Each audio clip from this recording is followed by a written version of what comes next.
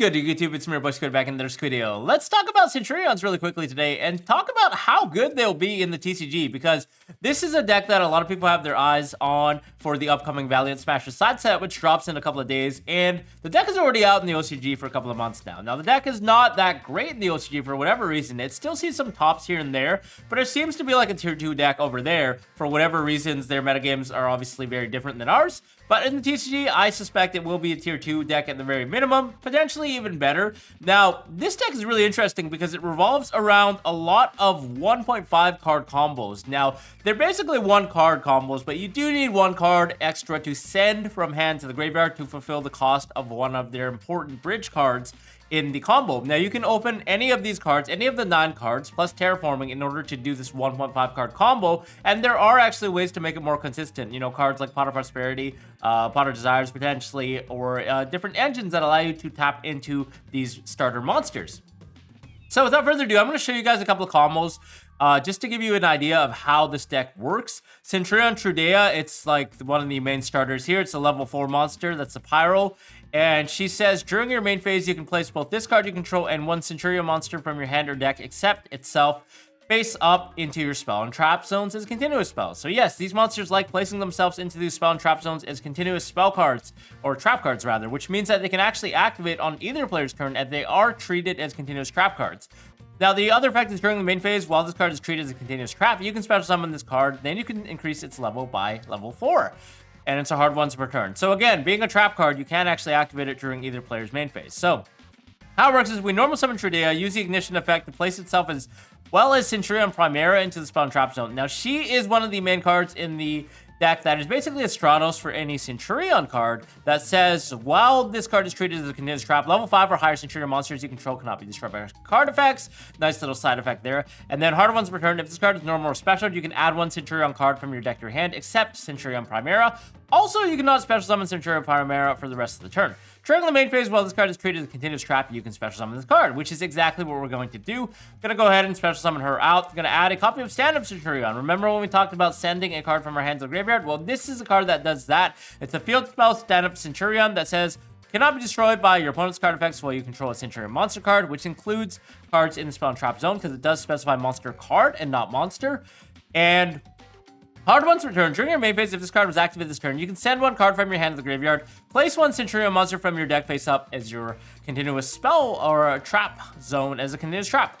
If a monster is special summoned, you can immediately, after this effect resolves, synchro summon 1 synchro monster using monsters you control as material, including a Centurion, which means this is the way that we're going to actually be able to play on our opponent's turn by special summoning these bad boys out of our spell and trap zones while they're treated as continuous traps, and then immediately use the trigger effect of Stand Up Centurion to continue synchroing. So, continuing our play, we're going to send the other card in our hand, hence the 1.5 card combo, placing Centurion Emmet 6 into our trap zone as a continuous trap. This is the 3rd Centurion main deck monster, and this one is not necessarily a staple nor a combo starter. It's more of a brick than anything, but he's a level 8, which is important because the main synchro for Centurions are level 12.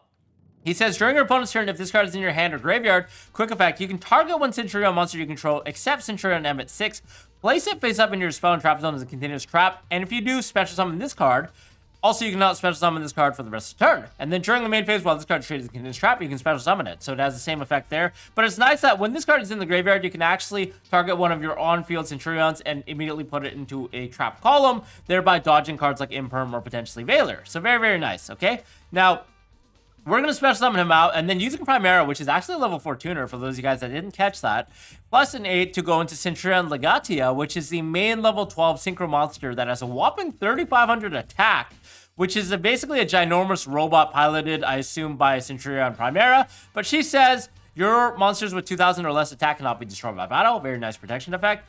And then hard ones return. If this card is special summoned, not even synchro summoned, special summoned, you draw 1 card. Then you can pop 1 monster your opponent controls with the highest attack, your choice of tide. Very, very nice. But of course, this is an optional effect, so we are actually going to be able to still draw a card even while our opponent has no monsters. And then the other fact is during the end phase, you can place 1 non-synchro Centurion monster from your hand or graveyard face up into your spell trap zone. So very nice recursion there. It's during either player's end phase. And then of course, when we have cards like PRIMERA in our trap zone, we can actually special summon her back. So very, very nice in the end phase. We will put back the PRIMERA. Now, in our opponent's main phase, after they have turn player priority to use something in the open game state, we can immediately, during the closed game state, special summon out our monsters, and then use the effect of stand-up Centurion to try and synchro, as well as use the effect of PRIMERA to search, because we are special summoning her out. And we can also chain the effect of Emmet to bypass something like an Infinite Impermanence or a Chalice or a Droplet, and then bring back the Emmet, place it TRUDEA there, and then use the effect to add a follow-up TRUDEA just for follow-up. You can also add other cards as follow-up, but this is just to demonstrate a combo. Now, you don't actually have to use Emmet because Centurion TRUDEA, when she is special summoned, she treats herself as a level 8. So you can actually synchro summon PRIMERA plus TRUDEA, but for the purposes of showing you what can be possible with Emmet 6, we will be using the effect. Going to go in the Crimson Dragon. So this is what everyone was raving about when they're talking about Archfiend Calamities, because you can actually make Crimson Dragon use its effect to target the Legatia that's already on the field and go immediately into Hot Red Dragon Archfiend King Calamity and lock out your opponent for the rest of the turn.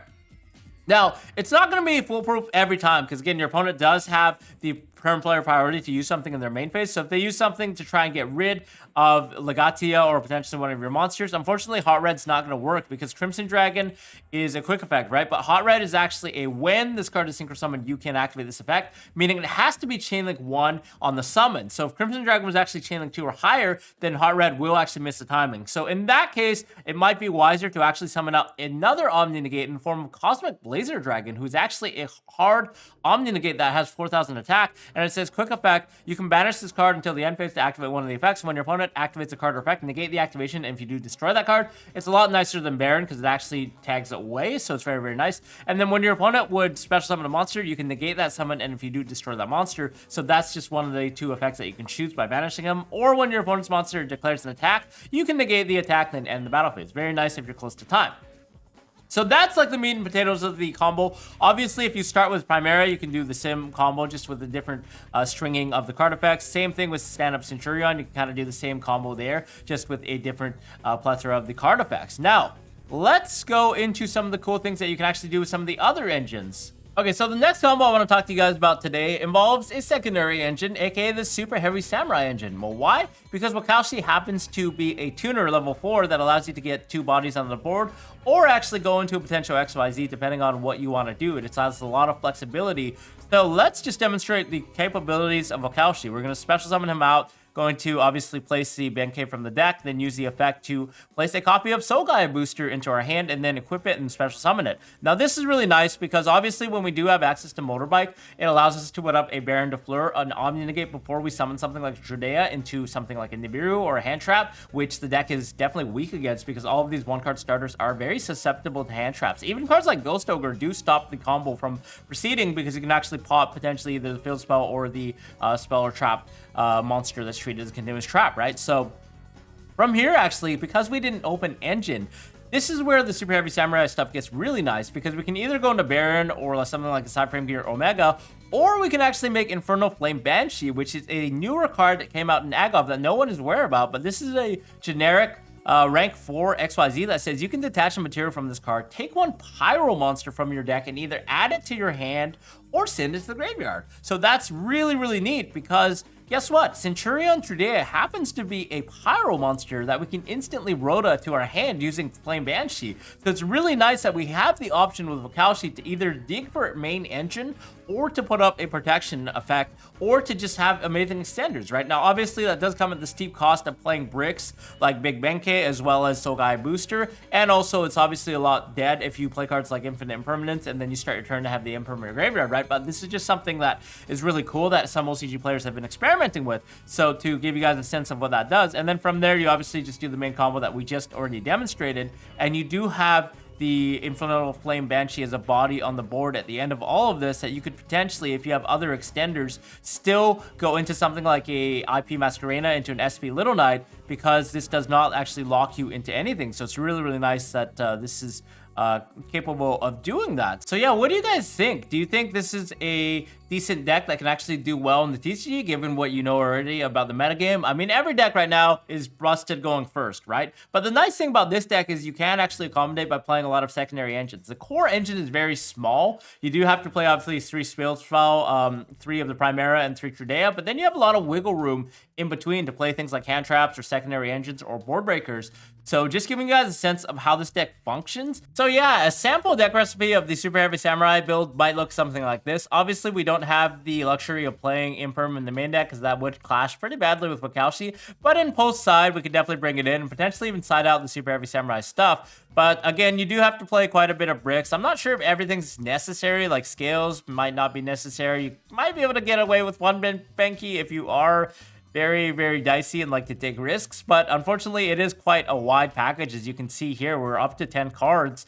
And there's still a lot of room for non-engine stuff. Like, look at this. We can play a bunch of hand traps. You know, you can also play Tactics Talent if you like. There are a bunch of other cards that can accommodate this deck very, very well. And, of course, we can't forget about Emblema of Oath, which we didn't have a chance to see in the combo. But this is effectively a quick play spell card that allows you to place a Centurion monster directly from your deck as a continuous trap, thereby searching for any Centurion monster, right? So it's very, very nice. Unfortunately, it does lock you into Centurion monsters from the extra deck for the rest of the turn. So that's just one thing to be aware of. But it's still very, very powerful. So yeah, I'd love to hear your guys' thoughts on this deck as a whole. Do you think it'll actually do well in the TCG atmosphere, given what you know so far about the format already? Or is it going to be a complete flop, a lot like Vanquish Soul, where it gets tops here and there, but it doesn't really match up to what we have expectations of in the metagame?